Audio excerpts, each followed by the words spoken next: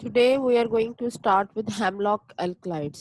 सबसे most important alkalides जो है इस ग्रुप में हेमलॉक के ग्रुप में दैट इज द कुनीन.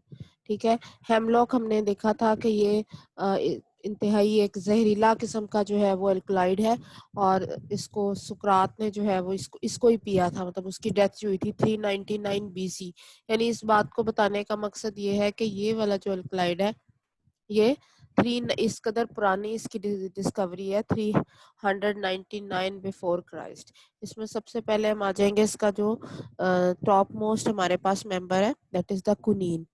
आपके पास ये फॉर्मूला दिया हुआ है. अगर आप थोड़ा सा इधर देखें तो this is the structure of quinine. यानी आपके पास पिपरिडीन न्यूक्लिया है और उसके साथ एक स्ट्रेट चेन लगी हुई है जिसमें तीन कार्बन एटम्स पर मुश्तमिल है. और ये जो चेन है ये आपके पास एन प्रोपाइल ग्रुप मौजूद है. यानी इसमें ब्रांचिंग जो है वो मौजूद नहीं है. और ये किस तरह से है ये हम इसकी यही चीज हमने देखनी है इसके स्ट्रक्चर इलुसिडेशन में. तो इसको this is the structure of quinine molecule. अब सबसे पहले इसका बॉइलिंग पॉइंट देख लें 166 टू 67. और किस फॉर्म में ये एग्जिस्ट करता है? ऑयल ऑफ हेमलॉक के फॉर्म में. इसको जिंक के साथ जब डिस्टिल करते हैं तो ये किस में कन्वर्ट हो जाता है? कॉन्वायरीन. ये आपके पास इसका फॉर्मूला दिया हुआ है. Since the oxidation of conyrine with permanganate gives pyridine 2 carboxylic acid. It follows that a pyridine nuclei is present in the with a side chain in the 2 position. अब जब हमने इसकी KMnO4 के जरिए ऑक्सीडेशन की तो हमें उससे क्या इंफॉर्मेशन मिली है? एक तो हमें ये मिली है कि इस स्ट्रक्चर के अंदर pyridine जो है वो न्यूक्लियाई मौजूद है. और दूसरा हमें क्या इंफॉर्मेशन मिली है कि ये जो नंबर 2 वाली कार्बन है यहाँ से हमने डिस्कस किया था कि यहाँ से हमने इसकी नंबरिंग स्टार्ट करनी है. तो ये नंबर 2 जो कार्बन है उसके साथ ये चेन लगी हुई है. यानी इस चेन की पोजीशन को जस्टिफाई करता है ये वाला reaction. Since this side chain must contain 3 carbon atom. दूसरी उसने हमें क्या इंफॉर्मेशन दी है कि इस साइड चेन के अंदर जो है वो 3 कार्बन एटम्स जो है वो मौजूद हैं. Since 2 are lost when conyrene is oxidise. जब हम इसकी ऑक्सीडेशन अगर करते हैं इस पूरे स्ट्रक्चर की तो इन 3 में से 2 जो है वो लॉस्ट हो जाते हैं. This side chain is therefore either n-propyl or isopropyl. अब जब 2 निकल गए तो कहता है ये भी पॉसिबिलिटी हो सकती है कि ये n-propyl है जो कि हमें पता है कि n-propyl है. ये हमें कैसे पता चला? ये तो आफ्टर लॉन्ग टाइम पता चला, लेकिन पहले तो इसके बारे में प्रेडिक्शंस की जाती हैं. दूसरी पॉसिबिलिटी क्या है कि जी आइसोप्रोपाइल ग्रुप होगा. तो it was actually known to be n-propyl by the fact that when heated with hydroiodic acid at 300 degree. ये आपके पास रिएक्शन आ रहा है कि आपने इसको ये आपके पास जो है वो पिरिडीन जो है मिथाइलेटेड पिरिडीन का स्ट्रक्चर है. इसको हाइड्रोआयोडिक एसिड के साथ जब ट्रीट किया है अंडर प्रेशर तो कुनीन फॉर्म्स एन ऑक्टेन. तो अगर इसको हम करें तो हमारे पास एन ऑक्टेन आती है. अच्छा, अब अगर इस स्ट्रक्चर को आप देखें तो यहाँ पे से एन ऑक्टेन किस तरह होती है? यहाँ से अगर मॉलिक्यूल ब्रेकअप कर जाता है तो 1 2 3 4 5 6 7 8 सीधी हमारे पास एन ऑक्टेन का स्ट्रक्चर निकल आता है. इधर से ये वाला बॉन्ड ब्रेकअप करने के बाद इधर से ब्रेकअप कर जाए तो भी एन ऑक्टेन आता है. तो जब इसकी आप हाइड्रोआयोडिक एसिड के साथ इसको ट्रीट करते हैं तो हमें प्रोडक्ट में हमेशा एन ऑक्टेन मिलती है. इसका मतलब है कि ये जो चेन है ये स्ट्रेट चेन है, ये ब्रांच्ड स्ट्रक्चर नहीं है.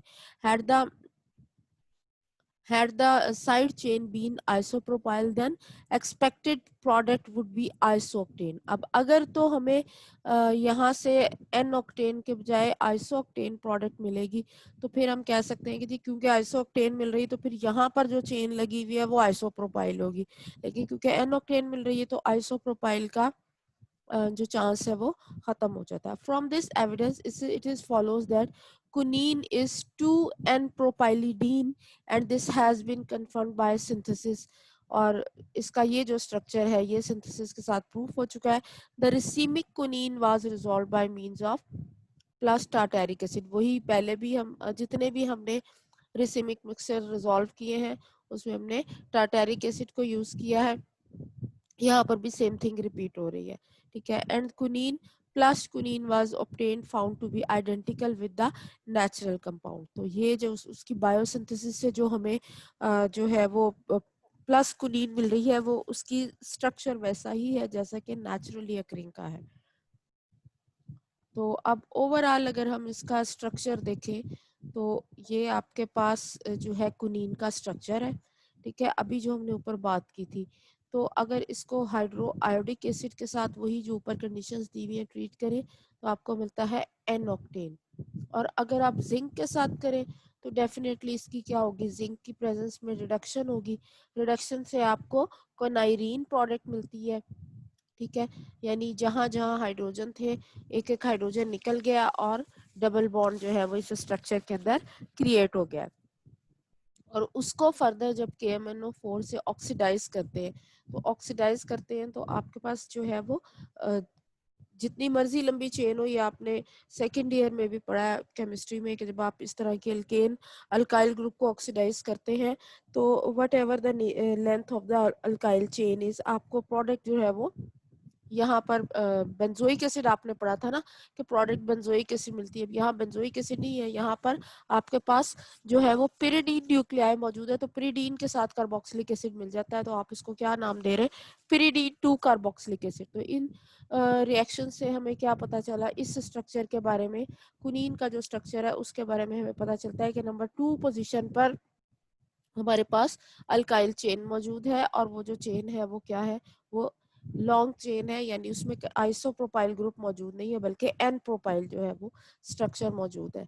कुनीन आल्सो हैव बीन सिंथेसाइज्ड। अब अनदर बायोसिंथेटिक रूट है, मतलब और बायोसिंथेटिक सिंथेसिस रूट है, सिंथेटिक रूट है कि किस तरीके से इसको हम और कैसे सिंथेसाइज कर सकते हैं, नेचुरली अकरिंग तो है ही। तो it has been synthesised from 2 methyl pyridine and phenyl lithium, ठीक है। अब ये आपके पास यहाँ तक जो है ये पिरिडीन का स्ट्रक्चर है, मिथाइल ग्रुप लगा हुआ है, 2 मिथाइल पिरिडीन, ठीक है। नंबर 2 पोजीशन पर आपके पास मिथाइल ग्रुप है। इसको आप किसके साथ ट्रीट करते हो, फिनाइल लिथियम से। फिनाइल लिथियम से ट्रीट करोगे तो आपके पास जो है यहाँ पर आकर लिथियम जो है वो एक हाइड्रोजन रिप्लेस होता है, उसकी जगह लिथियम आकर लग गया है, और फर्दर उसको हम इथाइल ब्रोमाइड से करेंगे तो लिथियम ब्रोमाइड जो है वो अलग हो जाता है, और बाकी इसके साथ ये जो इथाइल ग्रुप है वो यहाँ पर आकर अटैच हो गया। इथाइल ग्रुप आकर यहाँ अटैच हुआ, एक CH2 है तो ये आपके पास 3 कार्बन वाला प्रोपाइल ग्रुप आ जाता है, जिसको फिर हम किसके साथ ट्रीट करते हैं, सोडियम इथोक्साइड के साथ। सोडियम इथोक्साइड का यहाँ पर क्या काम है, ये सिंपली यहाँ पर जो है वो हाइड्रोजिनेशन इसकी करता है और इसको जो है वो पिरिडीन से पिप्रिडीन न्यूक्लियाई में कन्वर्ट कर देता है। बाकी इसके स्ट्रक्चर में कोई फर्क नहीं पड़ता।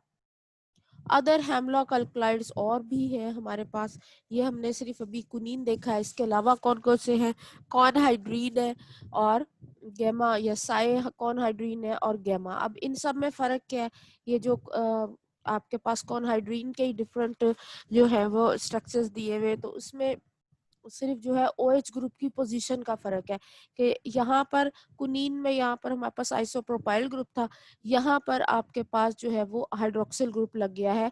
ये आपके पास 2 नंबर है, 3 नंबर जो कार्बन है उसके साथ हाइड्रोक्सिल ग्रुप लगा हुआ है।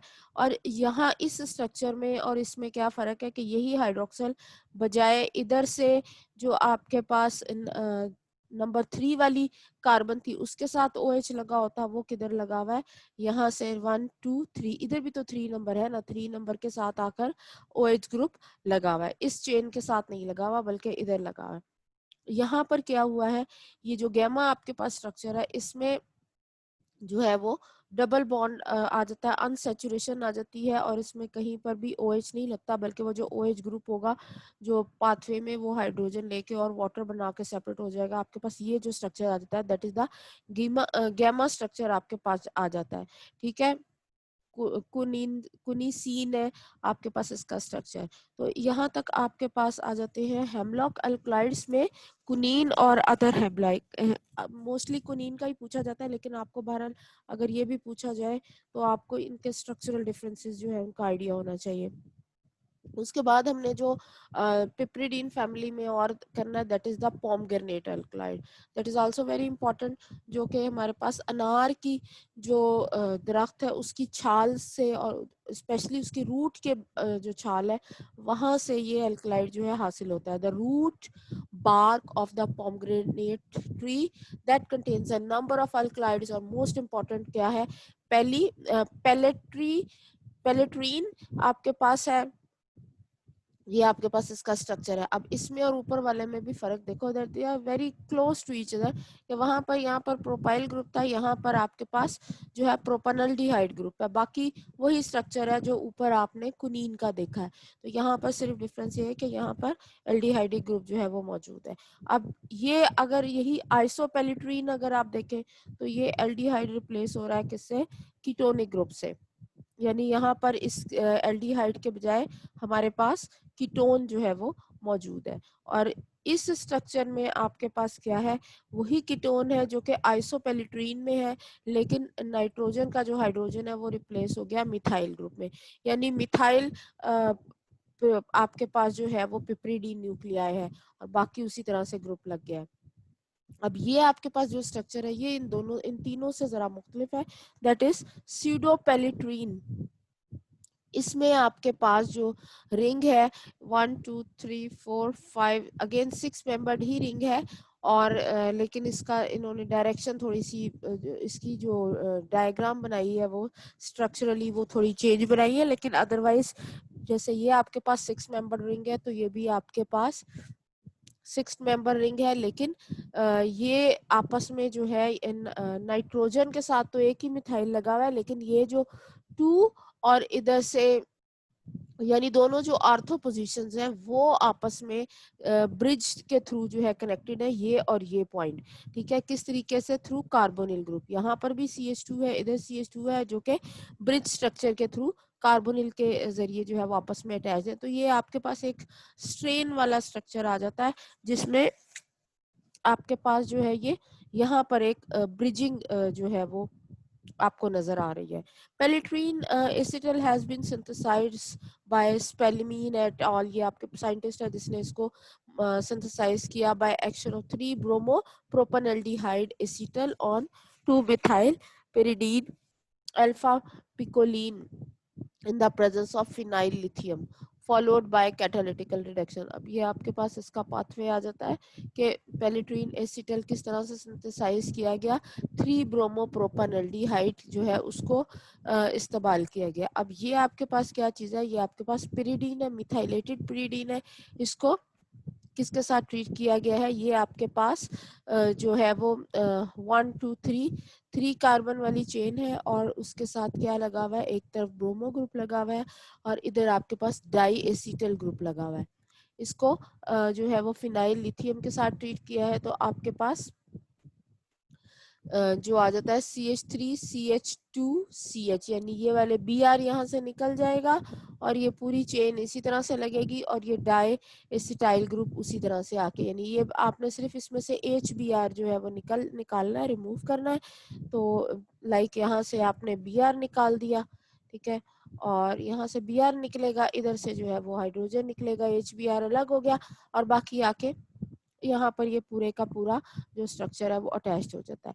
इसकी फर्दर हाइड्रोजनेशन होती है again in the presence of निकल, तो आपके पास जो है वो सारे के सारे डबल बॉन्ड जो है वो किस में कन्वर्ट हो जाते हैं, सिंगल बॉन्ड में इसकी हाइड्रोजनेशन हो गई या रिडक्शन हो गई। Pelletierine acetal has also been prepared by Wibbott et al who attempted to hydrolyze it on the free aldehyde, जिसने इसको कैसे बनाया, फ्री एल्डिहाइड से प्रिपेयर किया। दे ऑब्टेन ओनली विस्कस ऑयल्स, और जो प्रोडक्ट उसको मिली है वो विस्कस ऑयल्स की फॉर्म में जो है वो मिली है। But Spielmann et al also failed to obtain the free aldehyde group हासिल नहीं उसको हुआ। Beets has three therefore suggested that the pelletierine can and probably does exist as some bicyclic structure such as 1। अब ये जो आगे अब prediction है वो हमें क्या बता रहा है कि ये बाइसाइक्लिक स्ट्रक्चर्स की फॉर्म में पाया जाता है। अब ये आपके पास स्ट्रक्चर क्या है, ये वही है जो भी हमने ऊपर देखा है, ठीक है। लेकिन यहाँ फर्क क्या है कि यहाँ पर उन्होंने OC2H5 लिख दिया, यहाँ OET लिख दिया है। OET का भी मतलब वही है, इथाइल ग्रुप। तो इस चीज से परेशान नहीं होना कि ये कुछ और है, वही वाली चीज है जो उधर दी हुई है। उसके बाद आपके पास और क्या इसमें इसकी क्या इस प्रोटोनेशन हुई है। प्रोटोनेशन के नतीजे में आपको क्या चीज मिली है, एक जो है वो इथोक्साइड ग्रुप निकल गया है, ठीक है। डेफिनेटली जो है वो रिमूवल के बाद जो एक बचा है वो आप एल्डिहाइड ग्रुप में कन्वर्ट हो गया, ठीक है। उसके बाद और ये रिवर्सिबल रिएक्शन है, बोथ साइडेड एरोज इक्वल है, यानी जितना फॉरवर्ड जा रहा है उतना ही बैकवर्ड जा रहा है। और ये आपके पास जो है ये ब्रिज स्ट्रक्चर बनता है। एक और जो रिंग है जिसका अभी ऊपर उसने रेफरेंस दिया है कि वो आपके पास बन रहा है। उसके बाद नेक्स्ट जो आपने करना है अल्कलॉइड, दैट इज द पिपरीन। पिपरीन का आपके पास मेल्टिंग पॉइंट है 128 टू 129। कहाँ पर है, नाम से ही आइडिया है कि पिपरीन है तो कहाँ पर मौजूद होगा, पीपर में, काली मिर्च, ठीक है। Specially black pepper. Black pepper का नाम क्या है, पाइपर निग्रम, ये इसका बोटेनिकल नेम आ जाता है। हाइड्रोलिसिस अगर इसकी करें विद अल्कली तो हमें क्या मिलेगा, हमें जो है पिपरिक एसिड मिलेगा एंड पिपरीडीन मिलेगा। ये आपके पास हाइड्रोलिसिस जो है उसकी इक्वेशन दी हुई है कि आपके पास जो है N2 डाई नाइट्रोजन ऑक्साइड और KOH की प्रेजेंस में आपको पिपरिक एसिड, नीचे आपको स्ट्रक्चर्स भी इसके दिए हुए, और दूसरा आपको पिपरीडीन मिल रहा है। Thus the alkaloid is the piperidine amide of piperic acid. और ये अल्कलॉइड क्या है, ये आपके पास जो है पिपरिक एसिड का जो है वो क्या है, एमाइड है, पिपरीडीन एमाइड है पिपरिक एसिड का। एसिड को आप कन्वर्ट कर सकते हो माइड में। अच्छा, since the piperidine is hexahydropyridine, the structure of piperine rest on the elucidation of that piperic acid. अब वो कहता है कि क्योंकि हेक्सा हाइड्रोपिरिडीन है तो इसका जो स्ट्रक्चर है वो उसके जरिए हम क्या कर सकते हैं, rest on the elucidation of piperic acid. उसी को ये आगे आपके पास जो इक्वेशंस आ जाती है ना, आपने इसको सामने रखते हुए जो है इन सारी बातों को आपने एक्सप्लेन करना है। The routine test show that piperic acid contains 1 carboxylic group and 2 double bond, ठीक है। 2 डबल बॉन्ड होंगे पिपरिक एसिड में और एक कार्बोक्सिलिक ग्रुप होगा। When oxidized with permanganate, piperic acid gives first piperine piperonal. Piperonal क्या होगा, डेफिनेटली एल्डिहाइड होगा, and then piperonylic acid. The structure of the latter is deduced from the fact that when heated with HCl 200 degree under pressure, piperonylic acid form proto catechuic acid, ठीक है। ये हमने पहले भी proto कैटाचुइक acid पहले भी देखा है। तो आपके पास इसकी जो है ये प्रोडक्शन हो जाती है। ये पिप्रोनिलिक एसिड आपके पास है, इसकी हाइड्रोलिसिस हुई इन द प्रेजेंस ऑफ एसिड, ये एसिड हाइड्रोलिसिस हुई तो आपके पास जो है यहाँ पर प्रोटो कैटाचुइक एसिड आ जाता है, प्लस फॉर्मल्डिहाइड सेपरेट आउट हो रहा है। Since the atom of carbon is eliminated, there are no free hydroxyl groups in piperonylic acid. अब अगर वो कहता है कि अगर कार्बन जो है वो उसमें से निकल जाए तो कोई भी फ्री हाइड्रोक्सिल ग्रुप मौजूद नहीं होगा। कहाँ पर, ये यहाँ पर वो कहता है कि अगर ये कार्बन निकल जाती है तो हाइड्रोक्सिल ग्रुप जो है आपके पास इसमें नहीं होगा। That is piperonylic acid is 3,4 methyl methylene dioxybenzoic acid, this had been confirmed by synthesis. अब आगे आपके पास इसके सिंथेसिस, आगे स्टार्टिंग मटेरियल आपका क्या है, प्रोटो कैटाचुइक एसिड। इसकी आपने मिथाइल डाइआइडोमिथेन के साथ जो है वो ट्रीट करना है इन द प्रेजेंस ऑफ NaOH। तो आपके पास ये एनहाइड्राइड इसका मिलता है, यानी एक तरफ से OH निकलेगा, एक तरफ से H निकलेगा, एनहाइड्राइड, और यहाँ पर आकर इनकॉर्पोरेट हो रहा है ये वाला मिथिलीन ग्रुप। यानी एक तो रिमूवल ऑफ वाटर हो रहा है और यहाँ से ही मिथिलीन ग्रुप आके जो है एनहाइड्राइड में आपके पास इनकॉर्पोरेट होता है। तो आपके पास जो स्ट्रक्चर आता है दैट इज piperonylic acid.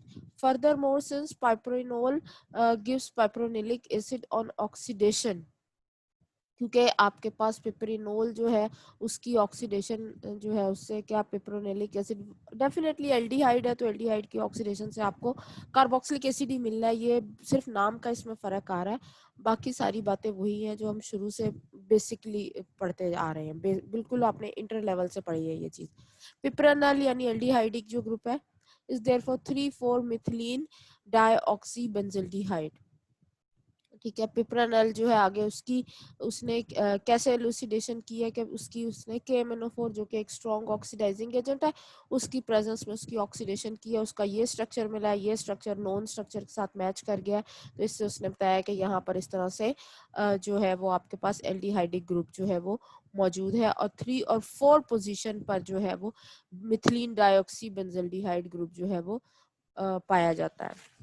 अब देखें इधर से अगर आप देखेंगे तो 1, ये आपके पास 1 कार्बन है, 2 3 पोजीशन पे आ रहा है, ये आपके पास जो भी डाइऑक्सी जो आपके पास ये इस जो एनहाइड्राइडिक ग्रुप मौजूद है, यहाँ से आप इधर से अगर आप काउंटिंग करेंगे तो 3 पे आ रहा है, और अगर आप इधर से करते हैं तो 4 पे, 3 या 4 इस पे मिथिलीन डाइऑक्सी डाइऑक्सी बेंजल्डिहाइड ये आपके पास आ जाता है। From these results the oxidative degradation it's therefore follows that piperic acid is a benzene derivative. और हमें इससे क्या पता चला है इसकी ऑक्सीडेटिव डिग्रेडेशन से के इसके अंदर बेंजीन का ये डेरिवेटिव है, और इसमें सिर्फ एक ही साइड चेन मौजूद है, it is the side chain that contain 2 double bond, और उसके अंदर 2 डबल बॉन्ड मौजूद है। ये आपके पास नीचे इस वाले स्ट्रक्चर की बात हो रही है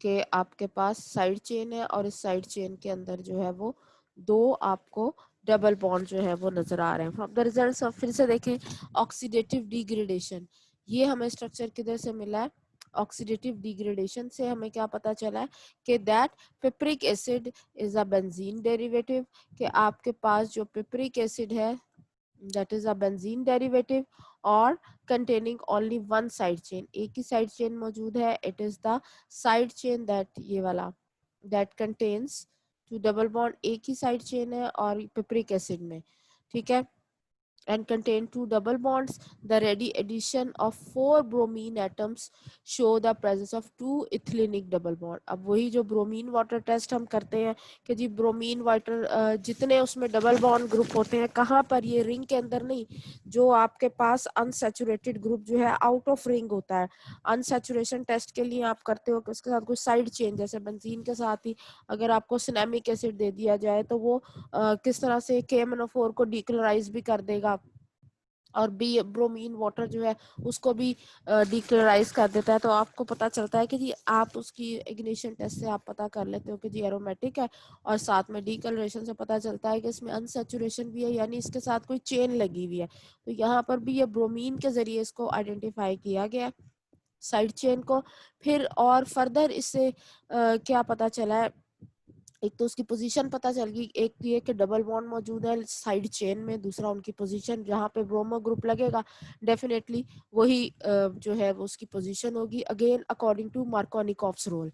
and since the careful oxidation of piperic acid gives tartaric acid in addition to piperonal, अब आपको इसकी अगर ऑक्सीडेशन केयरफुल का तो मैं कंट्रोल्ड वे में आप करेंगे तो आपको क्या मिलेगा, आपको टार्टेरिक एसिड मिलेगा और पिप्रोनल मिलेगा, यानी उसका एल्डिहाइड मिलेगा, and piperonylic acid the side chain is a straight chain, ठीक है। If we assume 1 as the structure of pipric acid then all the foregoing products of oxidation may be accounted for। अगर जो 1 वाला structure है ये यहाँ पर पिप्रिक acid का है तो फिर आपके पास वो कहता है कि all of the forgoing products of oxidation में बी अकाउंटेड फॉर। फिर हम उन सबको कैसे जस्टिफाई करते हैं, ये आपके पास आ गया, जब आपने इसकी ऑक्सीडेशन की तो ऑक्सीडेशन के लिए यहाँ पे यहाँ से अब आपके पास ब्रेकिंग हुई है और ये आपको चेन मिल जाती है, इस चेन को, अच्छा यहाँ से ब्रेकिंग हुई, फॉलोड बाय, ये जो ग्रुप है यहाँ पर इसकी ऑक्सीडेशन होगी और ये कार्बोक्सिलिक एसिड में कन्वर्ट हो जाएगा। वही वाली पहले भी कार्बोक्सिलिक एसिड था लेकिन वो यहाँ टर्मिनल पे आपके पास था, ठीक है। तो ये आपके पास यहाँ पर भी ऑक्सीडेशन हुई कार्बोक्सिलिक एसिड में, प्लस ये जो चेन सेपरेट आउट हुई है, ये ऑलरेडी यहाँ पर कार्बोक्सिलिक ग्रुप लगा हुआ है, यहाँ पर भी ऑक्सीडेशन हो जाएगी और आपको डाई कार्बोक्सिलिक एसिड मिलता है, या आपको ये आप टार्टारिक एसिड जो है उसका स्ट्रक्चर दिया हुआ है दिस वन। तो टार्टारिक एसिड मिलेगा प्लस आपको जो है वो ये वाला स्ट्रक्चर आ जाता है। This has been confirmed by synthesis. Piperonal is condensed with acetaldehyde. अब इसको एसिटल्डिहाइड के साथ कंडेंस करेंगे in the presence of sodium hydroxide.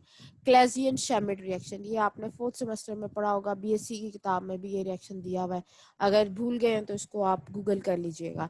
And the product जो आपको मिल रही है वो क्या मिल रही है, सिनेमल्डिहाइड derivative is then heated with acetic anhydride in the presence of sodium acetate. Perkin reaction, Perkin ring closure reaction, ये भी आपने पढ़ा होगा, नहीं पढ़ा तो ये मे बी मिस सोबिया आपको करवाए जो आपने नेम रिएक्शंस करने हैं उनमें, लेकिन ये परकन रिएक्शन जो है ये ऑर्गेनिक में बड़ा इंपॉर्टेंट आ जाता है। अच्छा जी, अब हमारे पास क्या कहाँ से स्टार्ट करनी है इसकी सिंथेसिस, इसका स्टार्टिंग मटेरियल हमारे पास। अच्छा, ये राइमर टाइमर भी आपने देखना, हाँ ये दीज आर वेरी इंपॉर्टेंट, ये आपसे वैसे ही पूछ सकते हैं कि आप कोई भी टेस्ट देने जाते हो ना, तो राइमर टाइमर रिएक्शन जो है ये क्या होता है, परकिन रिएक्शन क्या है, ये बाय नेम रिएक्शन आते हैं। क्लाजियन शैमिड रिएक्शन क्या है, these are very important reaction and by name आपने याद करने हैं। हम लोगों ने ये बीएससी में पढ़े थे ऑर्गेनिक केमिस्ट्री में, तो उस हिसाब से आप लोगों को ये 4th सेमेस्टर में आपको पढ़े होने चाहिए, आपने उस बुक में दिए हुए जो आपके पास है ना, इब्ने रसा और डॉक्टर जफर इकबाल वाली बुक, सॉरी डॉक्टर रहमान वाली बुक, उसमें तो हैंगे, बाकी में भी होंगे डेफिनेटली, एमयूनस वाली में भी होंगे ऑर्गेनिक केमिस्ट्री में।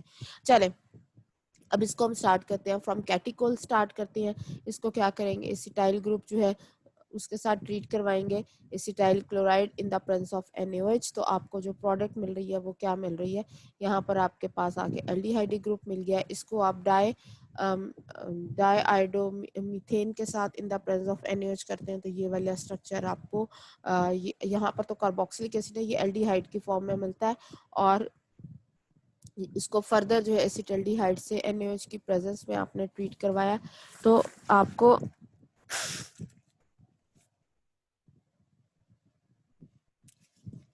यहाँ पर जो आ जाता है डबल बॉन्ड अनसैचुरेशन आती है। उसके बाद अगले स्टेप में इसको एसिटिक एनहाइड्राइड के साथ ट्रीट करवाया है, तो आपके पास ये लॉन्ग चेन आ जाती है with 2 double bonds and 1 carboxylic acid. ये वही वाली चेन है जो कि हमारे पास ये वाला जो 1 स्ट्रक्चर था, यानी हम 1 स्ट्रक्चर तक जो है वो कैसे पहुंचे, कैटिकोल से हमने स्टार्ट किया है, कैटिकोल से, और फिर हमारे पास जो है ये वाला स्ट्रक्चर आ गया, when the acid chloride of piperic acid which is prepared by action of phosphorus pentachloride on acid। अब इसकी यहाँ सिंथेसिस नहीं दी हुई, लेकिन पिपरिक एसिड जो है वो उसकी सिंथेसिस के लिए उसने क्या कहा है कि एसिड क्लोराइड अगर आप उसका लेते हैं, यानी उसको एसिड क्लोराइड से ट्रीट करेंगे तो उसका एसिड क्लोराइड आपको प्रोडक्ट मिल रही है, उसको आप हीट करते हो तो क्या होगा, पिपरीडीन के साथ इन बेंजीन सोल्यूशन, बेंजीन यहाँ पर एज अ सॉल्वेंट काम कर रहा है, तो पिपरीन इज फॉर्म्ड, ये आपके पास जो है पिपरीन आ जाता है।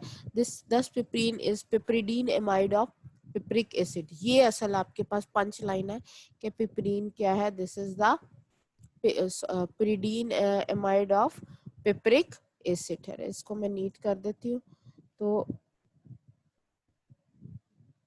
ये आपके पास आ गया 10 पिपरीन इज द, ये आपको इस तरह की चीजें जो है ये उसमें भी पूछ सकते हैं, क्वेश्चंस शॉर्ट क्वेश्चन टाइप आपको अगर क्विज आ जाए उसमें भी आ सकती है। तो अब यही चीज यहाँ पर कैसे जस्टिफाई की है, ये आपके पास वही वाला स्ट्रक्चर आ जाता है दिस वन, लेकिन फर्क क्या है कि इसमें यहाँ पर इसकी एसिटाइलेशन की गई, एसिटाइलेशन की है तो यहाँ पर एसिटाइल ग्रुप आ गया, बाकी उसी तरह से आपके पास स्ट्रक्चर है, इसको ट्रीट किया है, ये आपके पास क्या चीज आ जाती है, ये 1 2 3 4 5 कार्बन चेन है, और ये एमाइड ग्रुप यहाँ पर आपके पास 2 ब्रिज की फॉर्म में आपके पास अमाइनो ग्रुप है, और इसके साथ ट्रीट किया है, यानी ये आपके पास स्ट्रक्चर किस चीज का आ जाता है, ये आपका पिपरीडीन का स्ट्रक्चर है। ठीक है, ये आप देख लें इसको, इसमें पिपरीडीन है ये। ठीक है, पिपरीडीन के साथ इसको ट्रीट किया acid chloride of piperic acid को। ठीक है, यहाँ पर हीटिंग करेंगे तो आपको जो प्रोडक्ट मिलती है वो ये मिलती है। आपके पास ये रिंग उसी तरह से सारा कुछ आ जाता है, और यहाँ पर से जो है वो CH उसी तरह से, CH ये वाला भी उसी तरह से आ गया, और यहाँ पर COCl वाली जो जगह है ना, HCl बन के अलग हो जाएगा, इधर से H निकलेगा, इधर से Cl निकलेगा, और बाकी जो है ये पूरे का पूरा जो पिपरीडीन आपके पास स्ट्रक्चर है वो पिपरीडीन आके इसके साथ अटैच हो जाता है। ठीक है, ये आपके पास यहाँ तक जो है वो पिरिडीन पिपरीडीन वाले ग्रुप हो गए। नेक्स्ट हमने करना है पायरोलिडीन पिरिडीन ग्रुप।